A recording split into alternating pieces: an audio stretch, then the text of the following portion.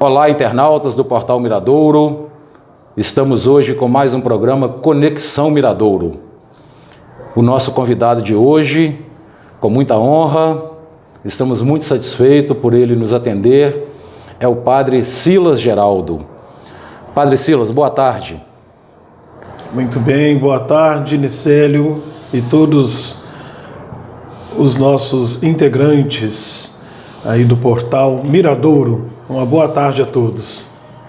Padre Silas, seja bem-vindo ao nosso município. O senhor está com a tarefa de ser o pastor de uma paróquia que já existe desde o século XIX, já com toda uma história eclesiástica, cultural. Estamos falando aí de quase 30 comunidades. Como o senhor se sente nessa nova missão? Foi no início de junho, quando o Dom Edson me chamou em Leopoldina, pedindo que eu assumisse a paróquia Santa Rita de Castro e Miradouro. A princípio eu levei um susto, porque eu já trabalhei em outras paróquias, um pouco mais urbanizadas, né, com menos características, menos comunidades rurais, mas era o bispo que estava pedindo.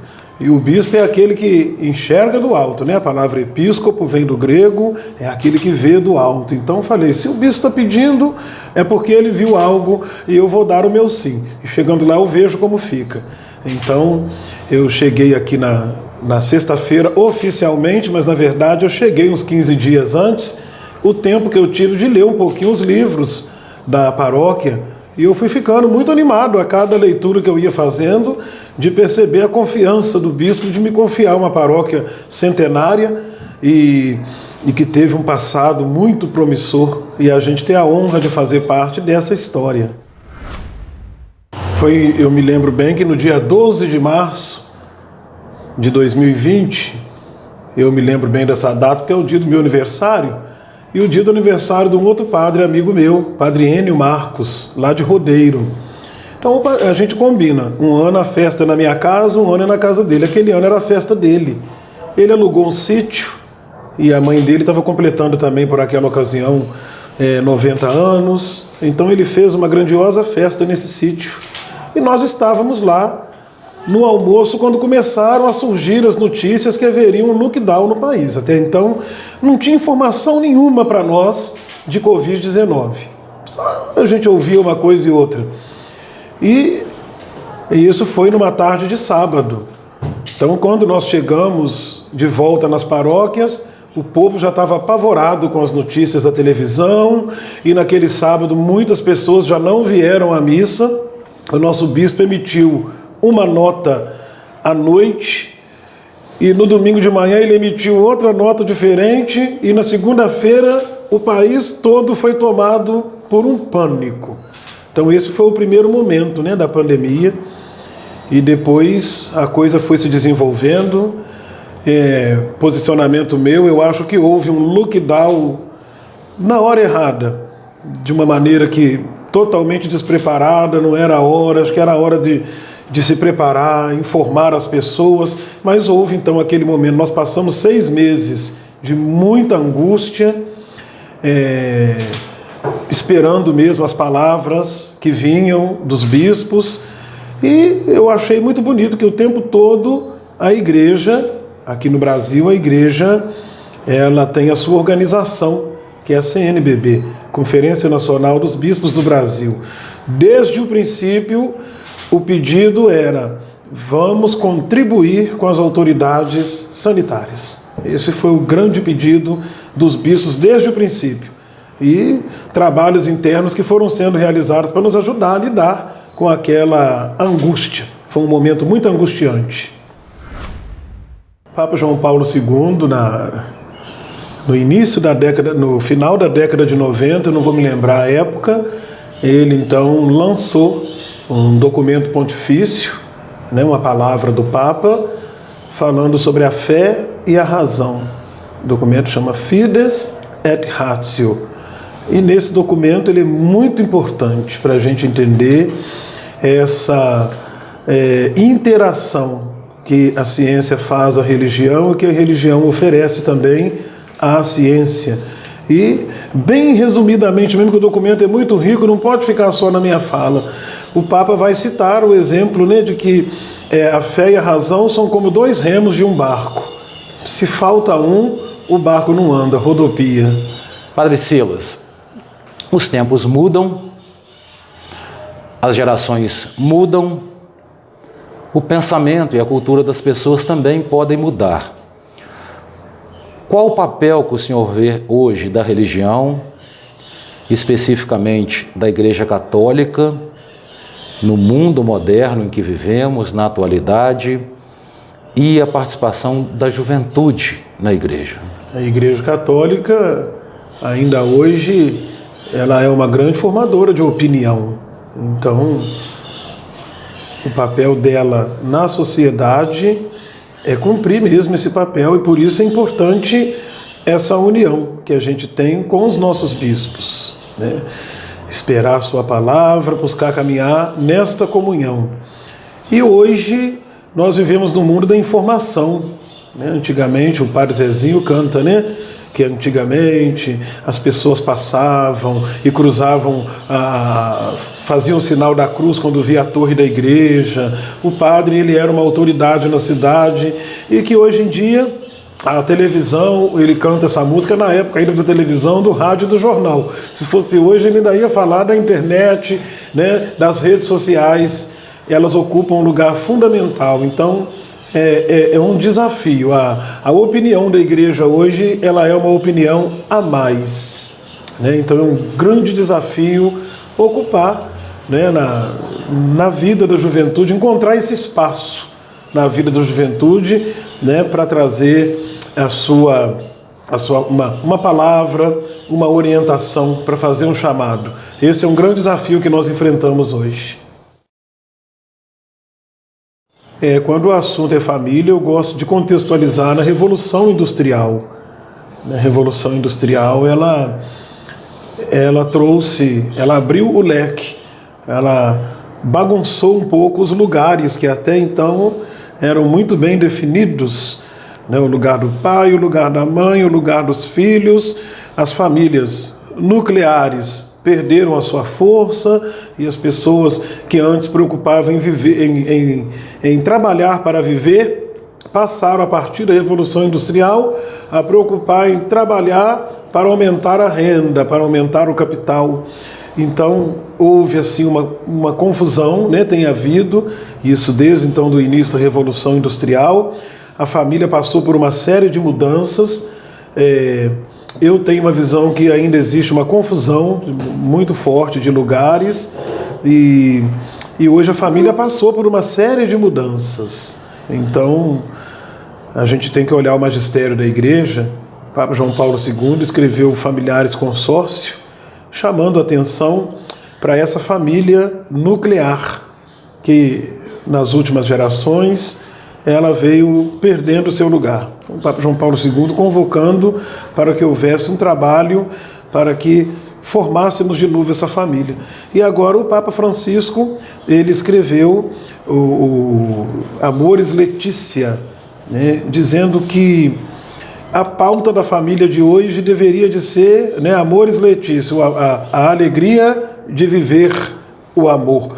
Então, mais pautado tanto no núcleo, mas na alegria de ser família. Então o Papa Francisco já abre um leque para a gente discutir bem mesmo, hoje, dentro da família atual, uma família que hoje nem sempre corresponde mais com a família nuclear. O Papa Francisco, a gente que lê um pouquinho e conhece um pouquinho da caminhada da igreja, ele lembra muito para a gente o João 23. O João 23, ele chega, ele pega uma estrutura de igreja muito aguerrida e ele faz a proposta de tornar a igreja um pouco mais leve. E ali começa o processo, ele convoca o Concílio Vaticano II, tem até muita fantasia, né, dessa convocação, falando que ele abriu a janela e falou, precisamos respirar o ar que vem de fora. Então foi esse momento lá no início da década de 60, deu início a uma caminhada de uma igreja. E essa igreja, ela veio então ao longo do tempo, principalmente no governo João Paulo II. Ela deu uma retrocedida, porque o Papa João Paulo II não conheceu o Vaticano II. É bom a gente lembrar que ele era um Papa polonês, e na Polônia uma ditadura instaurada, e lá os bispos não puderam vir ao Concílio Vaticano II. Então João Paulo II não conhecia o Vaticano II. Então o papado dele, a igreja acabou de novo, né, voltando a um endurecimento, um peso, né? E o Papa Francisco chega devolvendo de novo essa leveza à estrutura da igreja, né? É um homem de muita leveza, né? Acho que pela primeira vez a gente estava acostumado, quando um Papa era eleito, por exemplo, todos iam lá, quem estava lá, hoje com as redes sociais, acompanhando em casa, esperar a primeira bênção do Papa. E o Francisco é o primeiro Papa da história que não abençoou o povo. Ele pediu o povo para abençoá-lo. Então isso aí já mostrou ali naquela hora quem seria o Francisco, né? É esse homem que tem uma definição do seu posto, do seu lugar, e o fiel estendeu a mão para abençoá-lo, não diminui nada o Papa que ele é, o líder que ele é. Então o Papa Francisco, acho que nós poderíamos defini-lo com a palavrinha leveza. Infelizmente, é um dos papas mais incompreendidos, acho, né? Não vou falar o mais, que eu não tenho conhecimento da caminhada de todos. Mas nos últimos tempos que a gente sabe que sofreu muita rejeição foi o Paulo VI. Paulo VI sofreu muita rejeição, né? Ele teve que fazer convocações e pedir ao povo que tivesse paciência. E agora o Francisco tem sofrido muita rejeição. A rejeição que o Paulo VI sofreu foi do mundo. E a rejeição que o Francisco sofre, infelizmente, é uma rejeição que vem até de dentro mesmo da igreja. Muitos fiéis católicos que não reconhecem o seu papado, não aceitam o seu jeito leve de ser, né? Mas o que a gente compreende também, diante da leveza do nosso tempo, parece que existe uma exigência de um uniforme, né? Algo mais uniforme, algo mais definido. Então existe esse movimento de muita resistência ao Papa Francisco. Mas se a gente souber ler direitinho, durante a pandemia, por exemplo, enquanto as pessoas estavam se desesperando dentro de casa, perdidas, se deprimindo, o Papa Francisco, um velho de 80 e tantos anos, estava produzindo. Ele fez 3 grandes produções durante a pandemia. Ele decretou o ano de São José, e ali ele fez um resgate da figura de José.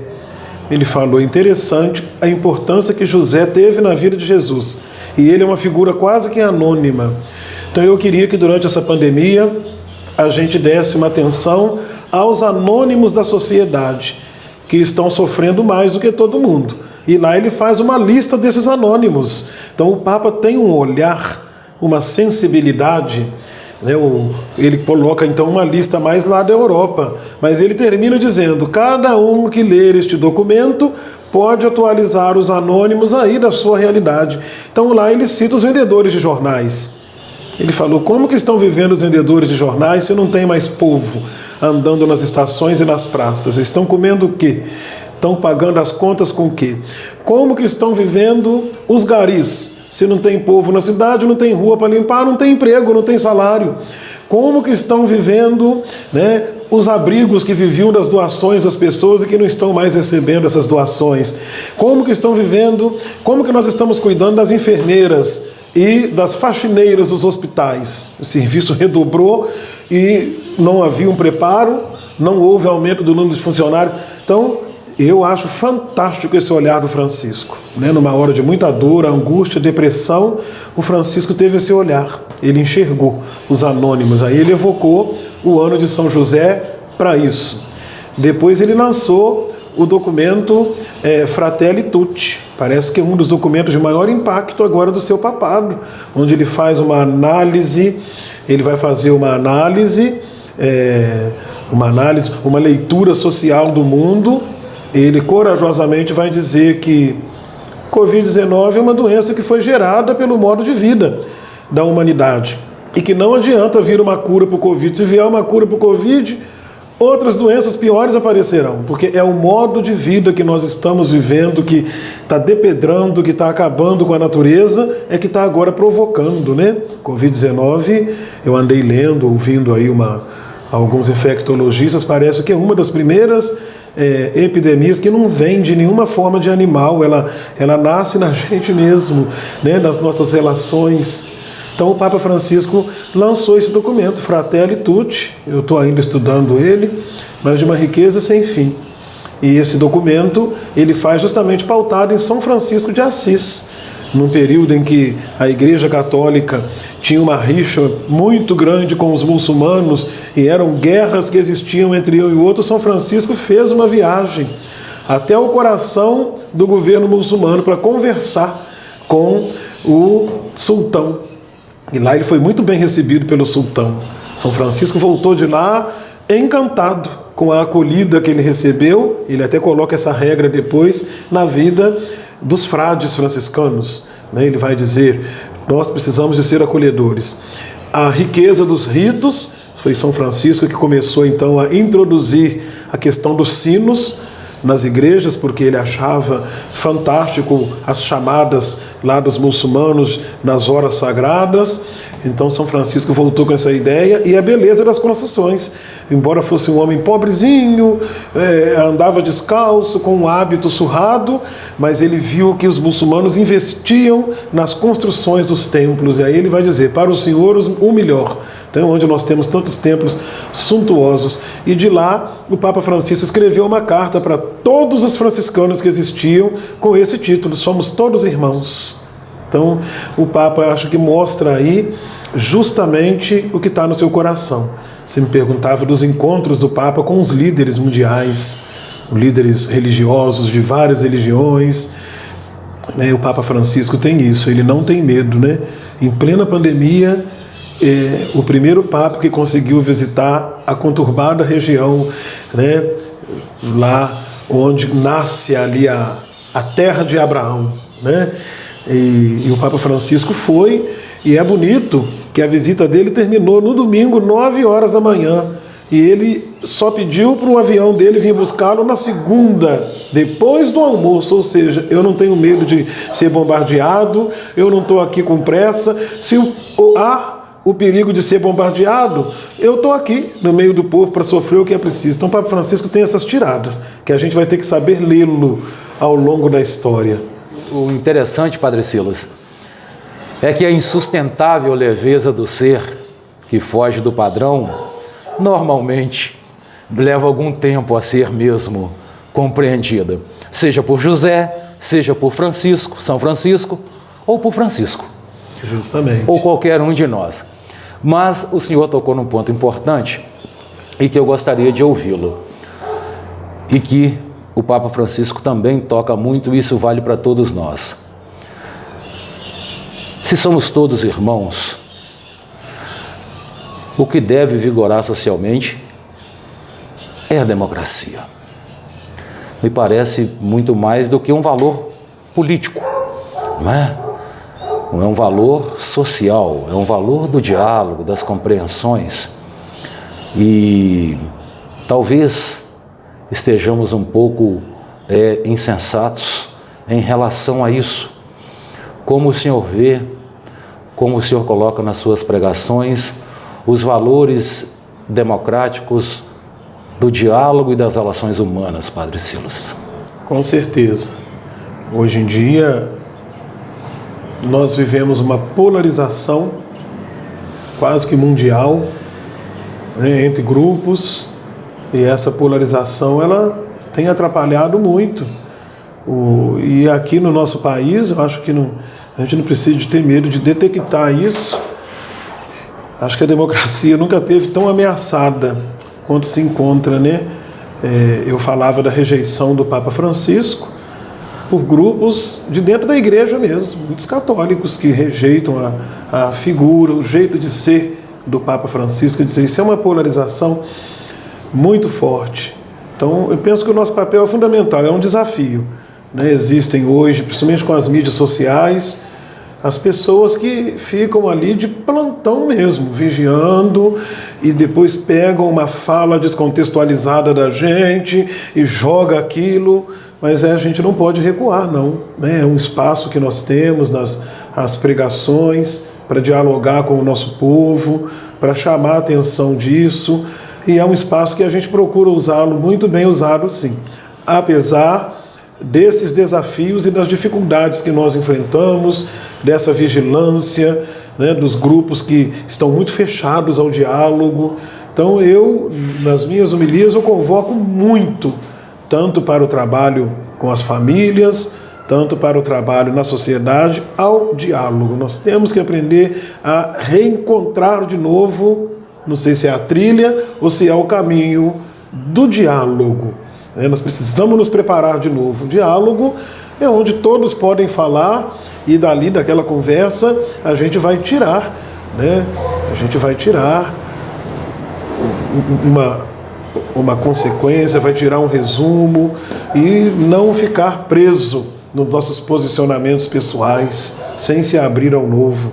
Então precisamos redescobrir, não sei se trilha ou se caminho, do diálogo. Padre, antes de nós voltarmos às questões mais próximas da nossa paróquia, eu gostaria que o senhor falasse um pouco, o senhor já disse, mas é preciso que todos nós saibamos, desde que foi fundada, o papel que a CNBB vem desempenhando na história do Brasil, muito além da história da Igreja ou da Igreja Católica, o papel que a CNBB vem desempenhando é inconteste.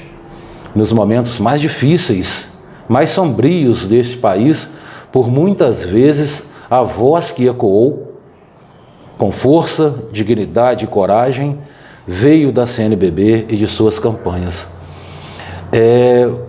Como que o senhor vê o papel da CNBB hoje, o seu papel histórico, o papel na igreja, não é? E por que ela é tão combatida por vezes, padre? CNBB, ela nasce, né? Tem lá o Dom Helder Câmara, que foi arcebispo de Recife e Olinda.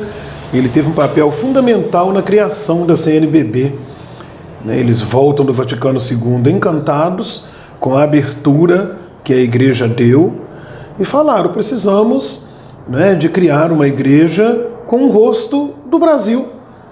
A sede da nossa igreja está lá na Europa, mas nós não podemos então trazer a Europa para o Brasil. Temos que viver esta igreja sem perder a sua essência com o rosto do Brasil. Como que nós vamos fazer isso num país, né, com dimensões de continente tão grandiosas como o Brasil?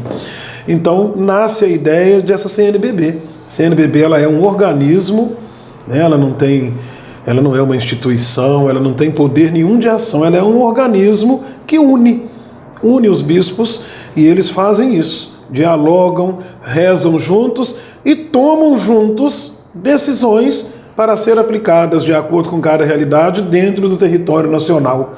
O Papa Paulo VI, né, ele autorizou as igrejas locais que tivessem as suas conferências. Então nasce a CNBB. E a CNBB nasce aqui no Brasil em plena ditadura militar. Então, uma primeira reflexão da CNBB foi enxergar aquele momento, detectar excessos que aconteciam e tomar um partido. Então, a CNBB, ela nasce nesse contexto e mesmo questionando, né, o modo de agir, o modo de tratar as pessoas, tantas coisas que aconteceram que até hoje não foram resolvidas, né? Tem aí o Comitê da Verdade, que fica nessa luta, uma hora vai, escuta um, escuta outro, sensibiliza de um lado e endurece pessoas do outro, mas a CNBB esteve muito presente nesse momento, e aí ela veio, né, fazendo uma reflexão. Nós temos 37 documentos da CNBB que eles seguem quase que a mesma linha de reflexão. Usava-se o método ver, julgar, agir e ali chamava o povo a fazer esse processo. Vamos ver então a nossa realidade a partir dela, iluminá-la com a palavra de Deus e tomar decisões a partir do que a gente viu e do que a palavra de Deus. Então foi um momento assim, década de 80, década de 90. No final da década de 90, começou então a haver uma pulverização, né? Eu lembro que até a década de 90, a mobilização que a gente tinha em torno da campanha da fraternidade, que existia desde a década de 60, era algo gigantesco. Na década de 90, houve essa pulverização, né? Começa ali. Hoje, se nós vivemos hoje um ápice dessa polarização religiosa, eu creio que ela nasce ali, na década de 90, onde começa a haver uma pulverização, né? Então a CNBB hoje ela luta, ela hoje, a sociedade brasileira olha com muita desconfiança, acha que a CNBB tem um discurso muito social, muito político, mas é uma incompreensão, né? Falta mesmo de aprofundar. Geralmente todos os julgamentos dessa linha vêm, às vezes, de pessoas que nem leram, né, às vezes, um documento, não buscaram compreender um contexto, não fizeram uma leitura histórica, né, da situação. Mas a CNBB está aí, ainda continua nos honrando até hoje, com as suas palavras, com as suas decisões, e eu penso que você falava aí, né, desse tempo que é necessário para a gente compreender certas coisas. Eu penso que com o tempo a gente vai conseguir enxergar a riqueza dessa ação da CNBB. Tomara, porque trata-se de organismo, para quem conhece, né, historicamente fundamental para o diálogo e a verdade no Brasil. Padre Silas, Miradouro é um município que, apesar de ser pequeno, com seus pouco mais de 10 mil habitantes, temos aí uma divisão, se não igual, mas ainda uma população rural grande, extensa, mais de 4 mil pessoas, divididas basicamente pelos distritos de Varginha, Santa Bárbara, Serrania do Brigadeiro e Santa Cruz do Monte Alverne. Temos uma topografia não curiosa, né, mas ímpar, de começarmos na região sul do Córrego dos Gomes, tão baixo, ou 300 e poucos metros de altitude, e chegamos a quase 2.000 metros, lá na comunidade do Alegre, do Sapé, lá na Serra do Brigadeiro. Um município e também, né, uma paróquia marcada por imigrantes alemães, trazidos alguns pelo Padre Cobal, italianos, negros, portugueses, mineiros, cariocas, fluminenses. Um município pequeno, mas antropologicamente muito complexo. Os descendentes dos índios puris, coroados, muitos, ainda conversávamos hoje, mais cedo, sobre isso. Espero que possamos conversar mais. Mas formada, um município formado, sobretudo, pela agricultura familiar, pelas comunidades de base. É esse o nosso, em resumo, né, digamos, a nossa sociologia aí fundiária. Como que o senhor espera fazer avançar o diálogo, a compreensão? Afinal de contas, fratelli tutti, somos todos irmãos. Muito bem. Eu, no dia da minha posse, eu fiz uma pequena palavrinha, onde eu saudei as autoridades que estavam presentes, o povo, as pessoas que compareceram. Eu trabalhei 10 anos em Muriaé, então vieram muitas pessoas de Muriaé na minha posse. Foi organizado um espaço externo com o telão, né, porque a gente teve que respeitar aí o momento pandêmico que a gente vive. Então foi tudo muito bem preparado. E eu então falei isso tudo na palavrinha, coisas que eu tinha percebido na acolhida, né? Inclusive aqui a minha acolhida aqui em Miradouro foi a mais diferenciada de todas, né? Eu exaltei isso em todas as missas do final de semana, abertamente, porque por onde eu passei eu sempre falava, eu sempre quis ser muito sincero, né? Eu falava, eu não me senti muito bem acolhido aqui não. E Miradouro fez esse diferencial, né? Foi uma acolhida mesmo. Então lá na minha palavrinha eu dizia, né? Ô, gente, vocês me desculpem, o bispo está me mandando para cá, eu estou assustado de ver a riqueza dessa história. Hoje eu fiquei mais assustado ainda, eu fui fazer uma visita, né, lá na Secretaria de Cultura e conheci as dimensões do município, que até então eu não tinha noção, né, que fossem tão extensas e grandiosas. E eu no dia da posse falei isso, né? Estou muito agradecido, bicho, ter tido essa confiança de me colocar aqui em meio a tanta riqueza, mas vai ter um problema. Eu não sei ser mais nada a não ser pastor. Eu só sei ser padre. Viu? Então eu quero cuidar mesmo do nosso povo, andar no meio de vocês, tomar café nas casas, e assim a gente pretende, né, estabelecer uma relação fraterna, uma relação onde a gente possa, a partir de uma escuta e daquilo que vê, desenvolver um trabalho que ajude a fortalecer os anseios do povo, né? Então esse é o desejo da gente.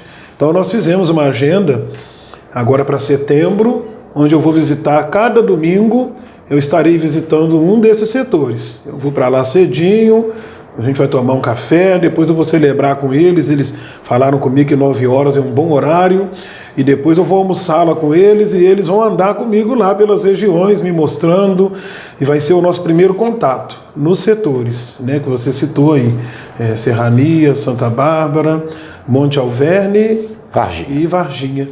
Então, cada domingo tem uma que já vai ser no domingo a partir do dia 5, né? Tirando o dia 5, domingo próximo, eu não me lembro as datas. Então, cada domingo nós estaremos visitando um desses setores, e vou tentar, quem sou eu, né? Mas vou tentar copiar um pouco o Papa Francisco. Vou sem pressa de voltar. Nós temos para a gente terminar, nós temos mais de 1.000 quilômetros de estradas de chão por Miradouro, pelo município. Então, os passos do Senhor, as trilhas, os roteiros, eu tenho certeza, nós do Portal Miradouro, que serão guiados por muita riqueza, por muita fé, por muita bênção. Nós não temos dúvidas de que a cada metro desses mais de 1.000 quilômetros, a acolhida ao Senhor será grande e maravilhosa.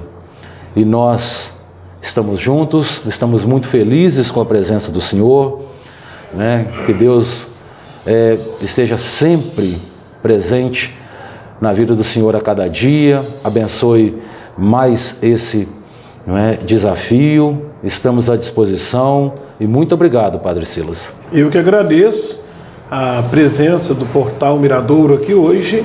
Ela é um pouco mais dessa acolhida que eu estou exaltando tanto, né, que eu estou vislumbrado com ela. Agradeço o carinho de vocês, né, de terem vindo até nós, nos dar esse espaço, e através de vocês a gente está podendo chegar aí em cada lar e nos dando um pouco a conhecer. Dentro do momento da pandemia, a gente não pôde convocar a multidão para vir aqui, né? Então é essencial essa visita de vocês aqui hoje. Eu fico muito agradecido.